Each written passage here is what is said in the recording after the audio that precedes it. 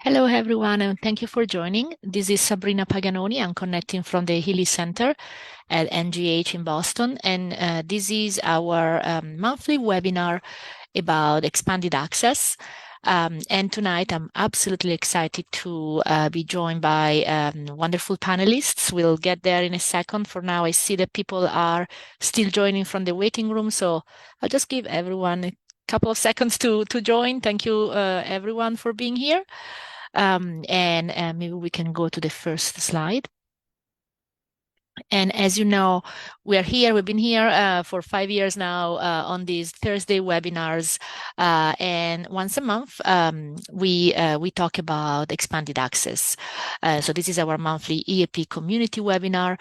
And tonight I'll just provide a very brief introduction, and then I'll turn it over to our patient navigator, Catherine Small, who will tell us more about where to find resources about EAPs. That's a question that we often hear in clinic or in the community. Where can you find reliable sources of information about expanded access?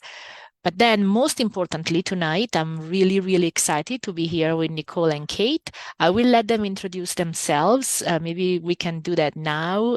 And then, again, later, there'll be our main speakers. We want to hear from them, hear about their experience with EAPs, because I think it's really invaluable to hear from people who know more about this because of their own personal experience. So maybe I'll ask Nicole to introduce yourself first.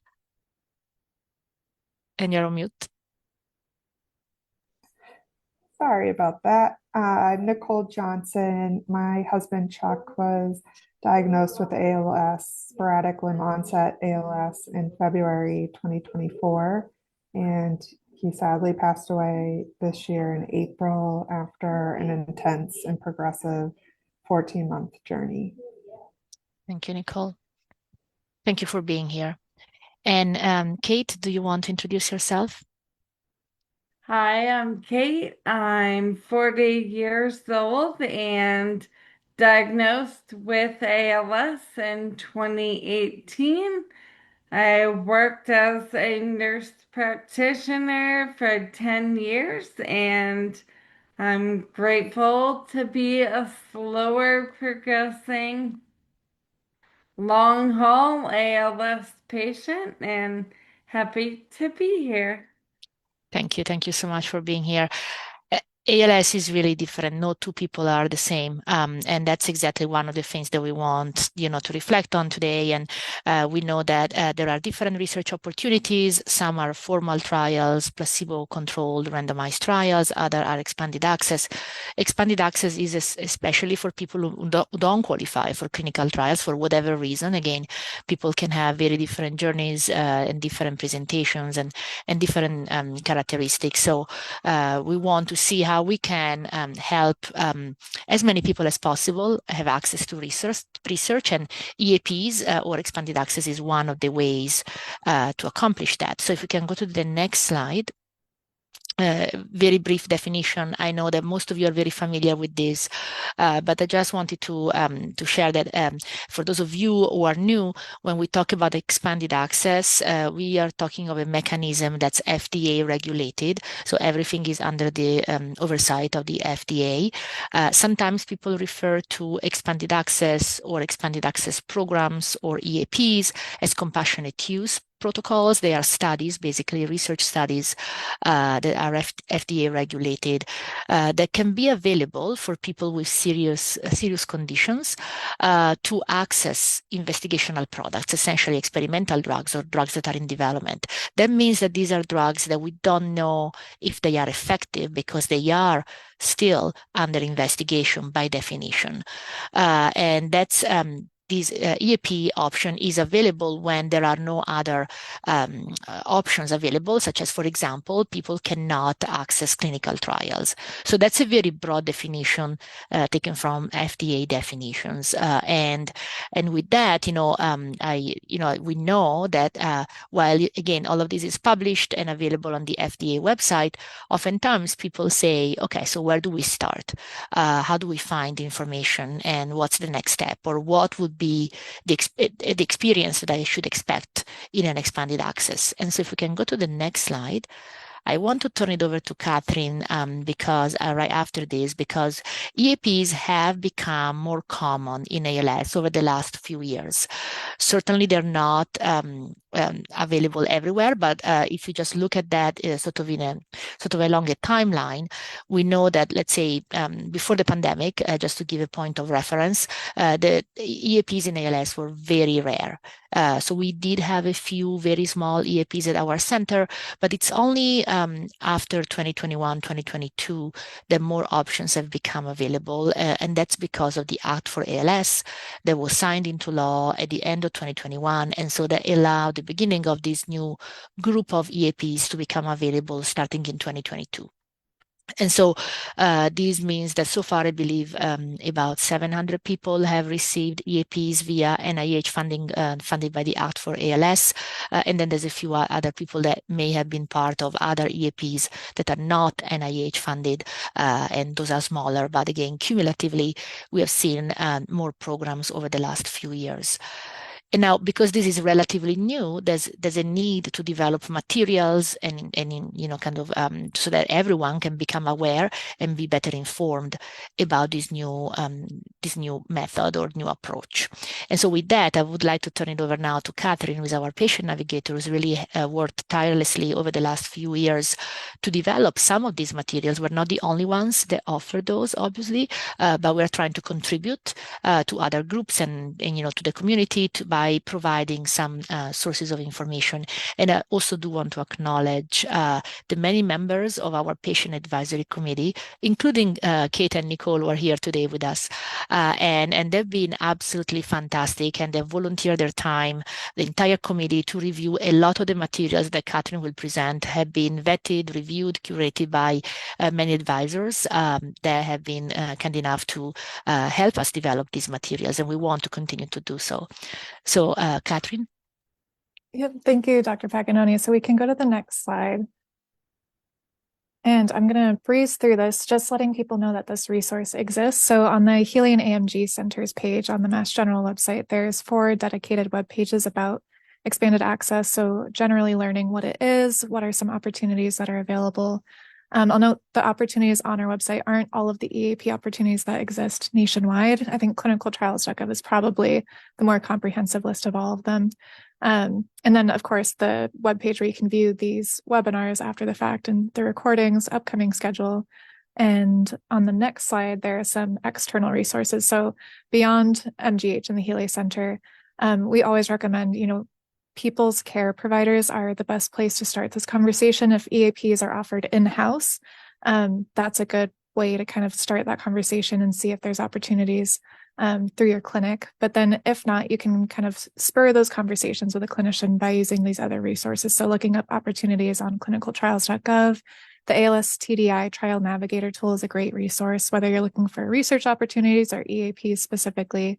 And then there's also a good amount of information on the NEALS website. So NEALS used to be the Northeast ALS Consortium. Now it's the Network of Excellence for ALS. So the name has changed, but the content is still great and on that website. And then the next slide, I just want to give people an overview of upcoming webinars. So you can always email me with questions outside of these webinars. We will still be meeting every Thursday, second Thursday, not every Thursday, that was a lie. On the second Thursday of each month, we'll be doing these EAP webinars continuing into 2026. So I'll just highlight that we have one on February 12th that might be particularly interesting because we'll have representatives from Rappa Therapeutics providing an update about the Rappa 501 EAP. But you can register online for any of these in advance to check off any that you're interested in. Hopefully we'll see you next year. And with that, we can stop sharing the slides. I want to get into what we've been really looking forward to about this particular webinar tonight, and that's hearing from Kate and Nicole. So I know Kate and Nicole, you introduced yourselves already, but I'll ask you both the kind of general question of what is your experience with EAPs, or what is your connection? Basically, how did you end up here? How did you end up with me in your inbox about this EAP conversation? Kate, if you want to start. Sure.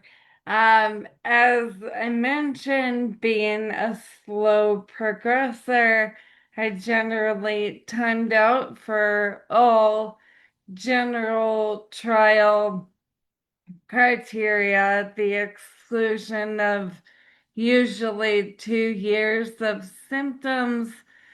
So I was too slow, too healthy to ever enroll. And mentally, I got that, but pretty disheartening in a disease like ALS where you're desperate for any opportunity, anything that might help. And the EAPs I've been a part of through Healey have given me an opportunity to contribute to the science as they're investigating further. The first one didn't meet endpoints, the second's looking a little more promising, but the component of wanting to be a part of something new and cool and making a difference or an impact in the disease is a huge part of EAPs for me. And I'm grateful for the extension of those who are slower, like me, gaining access. Thanks, Kate. And yeah, those are great points because expanded access is intended for people who don't meet those criteria that a lot of clinical trials have very similar criteria in ALS. Thanks for sharing your experience, Kate. Nicole, over to you to hear about kind of your connection with EAPs. Yeah, so in our experience, a bit different than Kate's, at the time of diagnosis for Chuck, I knew I work in the pharmaceutical field, so I knew time is motor neurons. We need to get him on investigational drug as soon as possible. And ironically, there were no clinical trial opportunities available for enrollment in the Boston area at the time of his diagnosis. So that was a bit disheartening for us, along with other things. But we also had to weigh the pros and cons of traveling elsewhere in the US because I was in my third trimester of pregnancy with our third child. So she was born in May. And then unfortunately, Chuck's breathing score plummeted over the summer. I think most clinical trials require a lung function score of 50% or higher, and his had dropped below that. So being in the field, I knew that these EAPs, expanded access programs, were possible and started pushing for that option in October. And I guess the one, blessing or silver lining in this process is that getting access to an EAP is guaranteed investigational drug and not a placebo. So that is how we got involved with an EAP. Thanks, Nicole. And I know both of you kind of touched on this with the answer to the previous one, but I'm curious to hear both of your thoughts on what do you see, Kate as someone with lived experience, Nicole as a caregiver and spouse of someone with ALS. From your perspectives, what do you see as the importance or value of offering EAPs in the ALS space? And we can go back to you, Kate. We can keep flip-flopping. The importance, I think, are giving hope to patients, allowing a new medication that's not fully approved. In Chuck's case, he was moving quickly to get anything on board in the earlier phases, maintains what we have and prolongs the life we can live. I think that the opportunities are so slim within ALS that we're all willing to risk our life before that full FDA approval if there's a glimmer of hope that it will help. So, again, those are my highlights. Thanks, Kate. And yeah, I think hope is a really important point for EAPs and research in general, even from the clinical care side. I think Dr. Paganoni and I could definitely agree with that sentiment too. Nicole, what are your thoughts on this? I agree with Kate wholeheartedly, and I liked how she framed that too. With anyone with an ALS diagnosis, you do need that hope, and especially for the fast progressors, you become quickly ineligible for the traditional clinical trials, and you need some sort of option fast. And luckily, Chuck was able to enroll in the predopidine EAP, and that was an oral investigational therapy. So unlike RAPA, he was able to access it quickly too.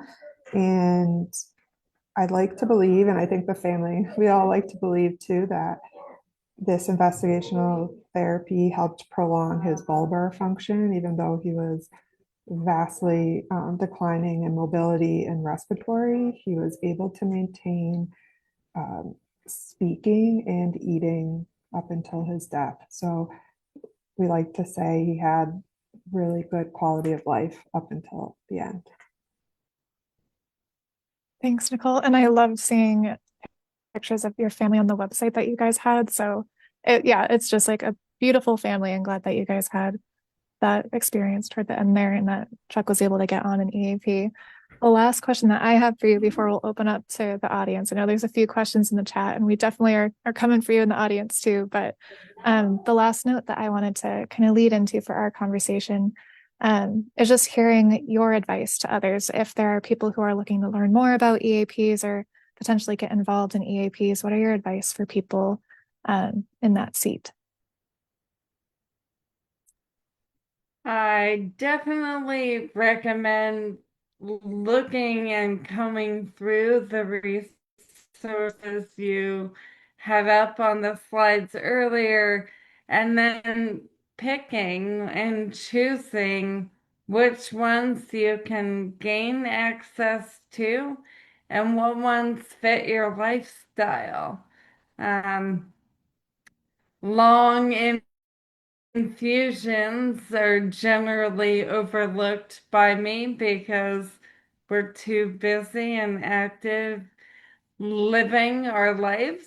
So to interrupt it and plan around monthly 4-hour infusions is generally not preferred by me, my husband, and my whole team getting, as Nicole noted, quality of life is critical when we're not sure how much we have.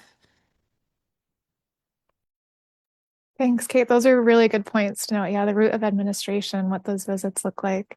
Nicole, what are your thoughts on advice to others? I would, like you said on the slide, reach out to your physician, your clinic. Also, I know there's some for people who are not maybe close to a hub or close to a major city clinic, that there's Synapticure, which is an online telehealth company that those providers hopefully will be educated on EAP opportunities. Like you mentioned, I do have a website, Make Way for Chucklings, and an Instagram, and I'd be happy to answer any questions too, because I'm very passionate about this. And I think that there should be more offerings, especially 2026 will be important because we will want to reauthorize or renew the Act for ALS. And I know the patient advocacy group, I Am ALS, is doing a lot of legislative work. Meeting with legislators at the federal level to help that conversation and extend it in 2026. Thanks, Nicole. And again, all great points all around. This is why we love having you here. Both of you, thank you for sharing your thoughts and experiences. And there is a good bit of activity in the Q&A box, so we can start taking questions in there. One of the first questions we got tonight was somebody pointing out that, there's a ratio of people who don't qualify for clinical trials, and it's a much larger ratio than the openings for EAPs. So they're asking, what is the best way to expand the EAP universe? And Dr. Paganoni, definitely open to you chiming in there too if you have Yeah, thoughts. yeah, absolutely. I mean, I feel like there's also another question about sort of capacity at the clinic, and I think the answer essentially is funding and capacity. So these EAPs are still research studies. Administering these EAPs because the drugs are actually not approved by the FDA. They do require different levels of sort of infrastructure to be able to safely deliver them. And some EAPs may have some research components as well. But even without a research component, you need infrastructure to be able to fulfill the regulatory or administrative processes essentially. So there are costs to the drug manufacturers, there are costs to the clinics, the hospitals. And so I would say that the number one reason why there aren't more EAPs is funding and infrastructure, both sort of centrally, but also kind of at each clinic, because, each clinic then has to administer them. And, oftentimes the resources are limited. Thanks, Dr. Paganoni. And I think that goes back to what Nicole was talking about, where there's a lot of power in people advocating for continued access to EAPs and the legislature around it, which, that funding that came through was a huge turning point, as you could see from the slide of opportunities pre and post that funding. So yeah, that goes into, somebody had a question here, or just kind of noting that their clinic doesn't have sufficient staffing to offer these types of programs. And that's a very real barrier to access for these types of things. And again, kind of traces back to funding opportunities. There's somebody I want to acknowledge in the Q&A box. I'm not sure if it's a question about expanded access, but someone whose father is living with ALS in Turkey and has had ALS for many years. I'll reach out to you after this webinar and we can connect and talk through what exactly could be helpful to your father, whether it's something in the US or if we can find something closer to home. There are 3 sites in Turkey that are part of the NIS consortium, I would say. So that could This is true. Yeah. Exactly. So this is where we'll touch base offline. I think it might be kind of niche information that I'm happy to share with you to help out. Somebody in the Q&A is noting that, just sharing their experience too, that this person speaking, my experience with EAPs is that I was disqualified from one EAP, the clean EAP, due to his breathing score. But happy to say that he's still here 18 months later with the same breathing capacity. So there are different eligibility criteria for clinical trials for EAPs. EAPs do tend to be less restrictive in their criteria, but there are sometimes still criteria around breathing function. I think it was Kate, or no, it was Nicole who mentioned the breathing function can be a factor in eligibility for these types of things. Someone in the chat is asking, where do you recommend going to find out what clinical trials are currently being done? Yeah, I will just say from my point of view of a physician, but then obviously I'll turn it over to Kate and Nicole. The resources that we shared and in the previous slide and are on our website are good resources for looking at both EAPs and trials.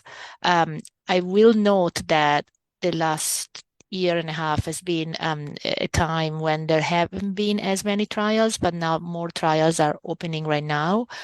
On the EAP front, it's almost the opposite. We had a few more open a few months ago, and now I believe there's only a couple that are available. So unfortunately, the availability of this program sort of, opens and closes both trials and EAPs. And so again, those are good resources to find out. But I also do want to thank Nicole, Kate, and other patients as well that, or caregivers or advocates that through their own account, social media accounts or websites or different ways, it's really amazing for me to see how much help, how much, personal touch and personal support you all provide to other people who reach out. So I just want to say that that's really fantastic to see. I'll use that as an opportunity to chime in here with somebody in the chat, giving a shout out to Kate, saying, I've been following you on her ALS story. And they're asking if you have your own account on Instagram. And then also just saying to both Kate and Nicole, thank you so much for all that you do. So Kate, if people wanted to follow her ALS story or you specifically, do you have channels to connect?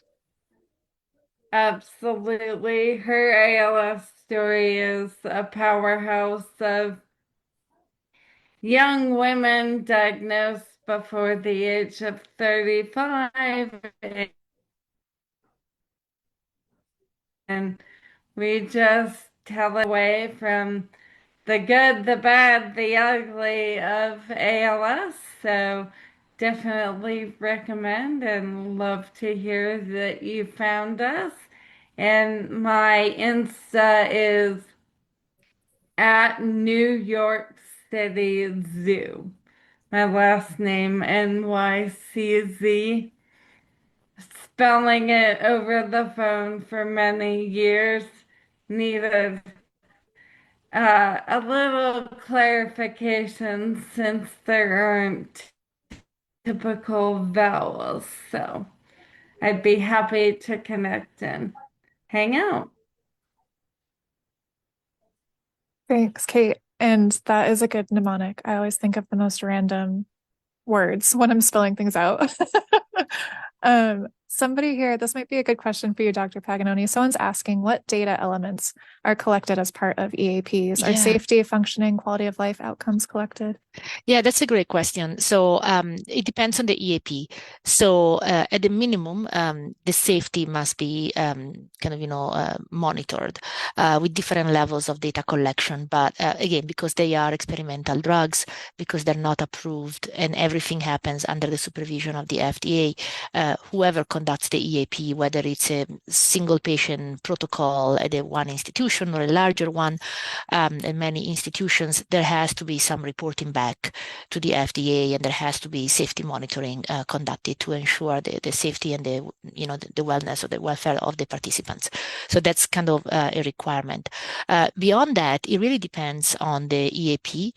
Some have more research goals than others, and so the level of data collection will depend on the specific EAP. I will say the NIH-funded EAPs that were funded specifically by the Act for ALS have a robust research requirement that's per the law, and also the NIH by mandate can only give funds to institutions for research. So that's kind of part of the approach in that case. There could be again obviously other models, but this specific model as of right now has a heavy research component. Thank you, Dr. Paganoni. And there was one more question that I'm filtering through the chat here. And it's a question about when talking to industry partners or the manufacturers of different investigational products, what does the negotiation look like when talking about EAPs? Is it mostly a question of funding, or what are the considerations there? Yeah, there are a few considerations, funding being the main one, I would say, because, also some drug manufacturers may have had small EAPs, but when you start talking about relatively large number of participants, and obviously the costs go up, both in terms of the need, again, to monitor safety and distribute the drug or manufacture the drug. So it's sort of different when, some companies may have had small EAPs, maybe they were willing to donate, for example, drug for, let's say, 10 or 20 people. But then when we're talking about programs that have, let's say, 200 people in it, those obviously the costs are higher. So funding is definitely one of the topics.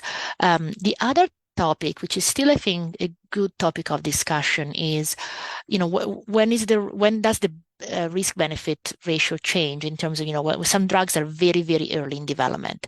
Some drugs have never been given to people ever, or their data, in humans is so limited, or there may be some toxicity concerns. And so sometimes, some companies feel that specific drugs are very early, too early, as opposed to other drugs that perhaps have at least been proven to be safe, at least in small groups of people. So there's always kind of, some companies, may also bring this up for discussion, which I think is a reasonable topic of discussion. The other issue is that, again, connected to these, some companies actually have policies or procedures which may depend on the region, because right now obviously we are talking about the United States mostly, but there are other regions where actually the availability of EAPs is essentially they're not existent. There's no framework for that, and so they may, some companies that again may operate in other regions may not be able to offer EAP. So it depends a little bit on a combination of factors. Thanks, Dr. Paganoni. And I think we have time for a couple more questions. I did want to read a comment in the chat for, I think primarily for Kate and Nicole. Not a question, but someone in the chat wanted to thank everyone on this panel, Kate and Nicole, for spending the time to bring awareness to this. So thank you to you two, and thank you to that person who wrote that comment. There are a couple questions, so pretty similar ones. Somebody's asking where in New York City, not New York City Zoo, but where in New York City could we find an EAP, and somebody in New Jersey, or if there's any EAPs in New Jersey. And maybe, I don't know if Kate, Nicole, Dr. Paganoni, if you have any advice for those regions. I know Columbia is a big clinic in New York City.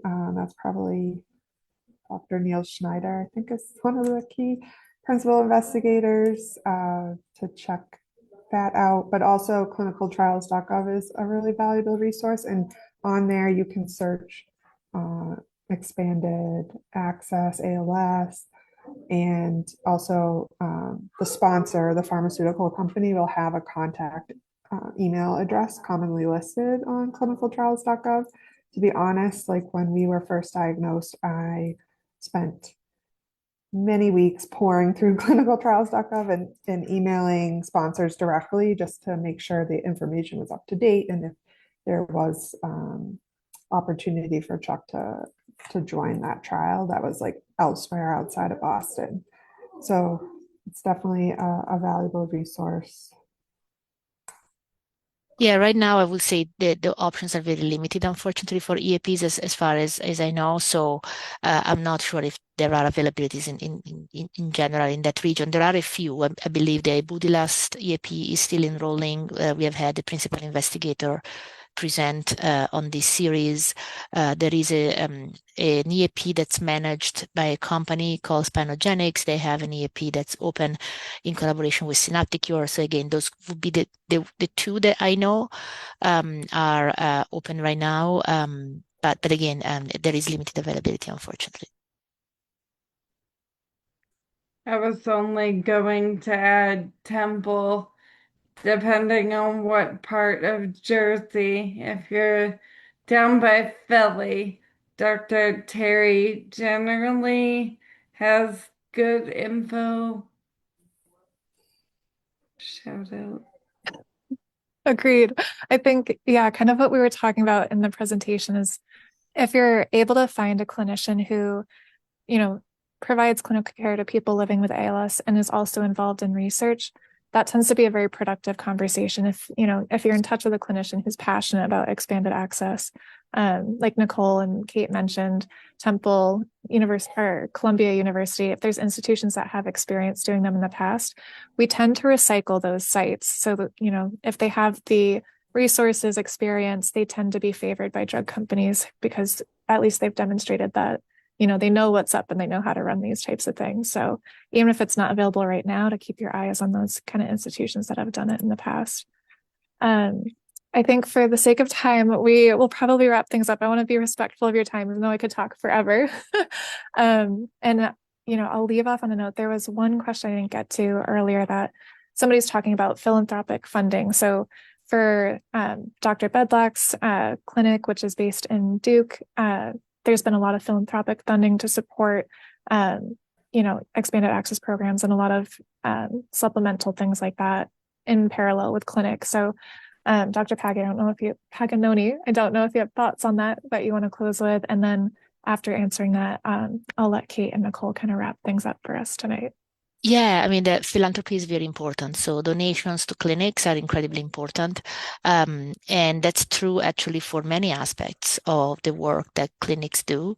Not only expanded access, but also a lot of the clinical care and other additional services that are offered.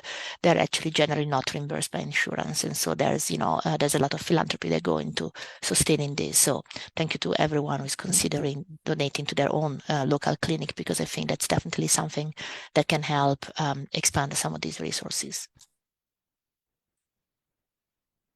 Thank you, Dr. Paganoni, and Nicole and Kate. So Nicole, I'll let you lead, and then Kate, maybe we'll have you do the final words tonight. If there's anything that you want to share and like the message that you want to leave people with before we say goodnight here.